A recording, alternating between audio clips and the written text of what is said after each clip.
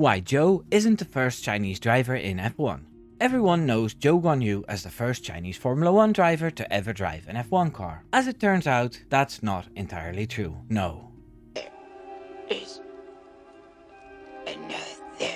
The driver this video is about is quite famous in the Netherlands and China, but perhaps not in the rest of the world. So sit back and let me reveal who this Dutch-Chinese legend is and how he tragically missed out on being an F1 driver. I'm Wimbo, here's 3 seconds to leave a like.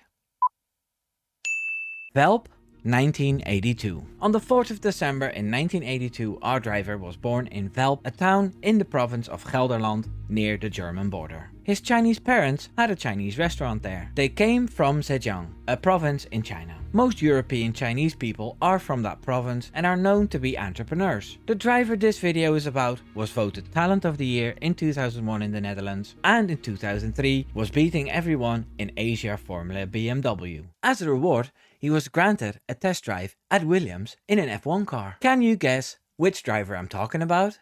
I'll reveal it in a few seconds.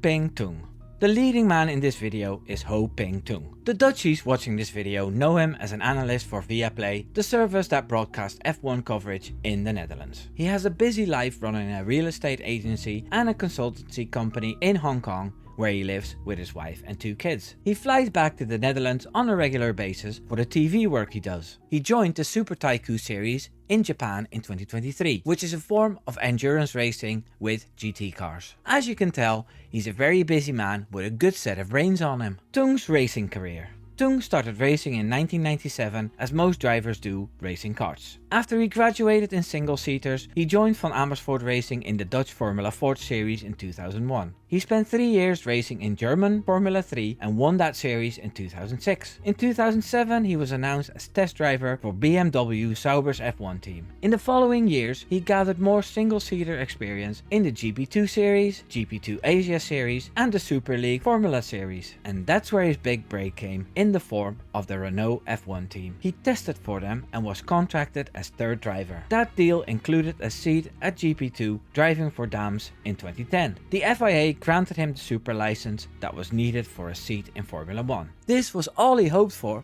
and things couldn't be better for the Dutch-Chinese driver, who was on his way to becoming the first Chinese driver in F1. Or so you would think. The accident. In Hungary, things went completely wrong for Ping Tung.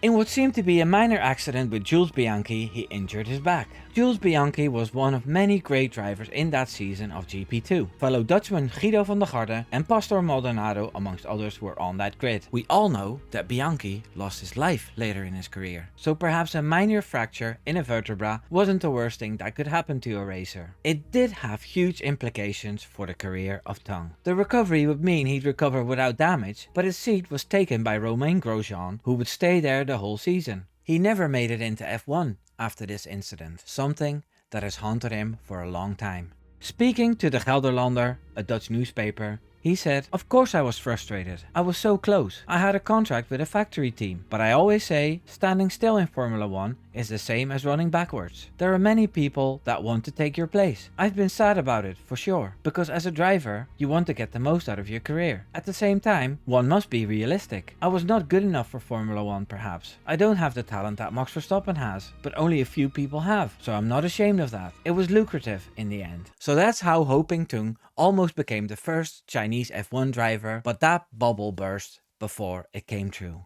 Jacky Chan and his jet set life. He did find his way in endurance racing and even raced for a team owned by Hong Kong actor Jacky Chan. The endurance race team Jacky Chan DC Racing competes in endurance, and Ping Tung wasn't just a driver in that team. He also had operational and commercial responsibilities, and that's where his education in business came in handy. I'm glad Ping Tung landed on his feet. He's pretty successful despite not reaching F1. If you happen to visit a high society party in Hong Kong, chances are you'll see Ping Tung hanging out with celebrities like Pharrell Williams, as he's still hot property there, just like he still is in China. If you enjoyed this video, please subscribe and join my fun little community. Take care now, doei doei!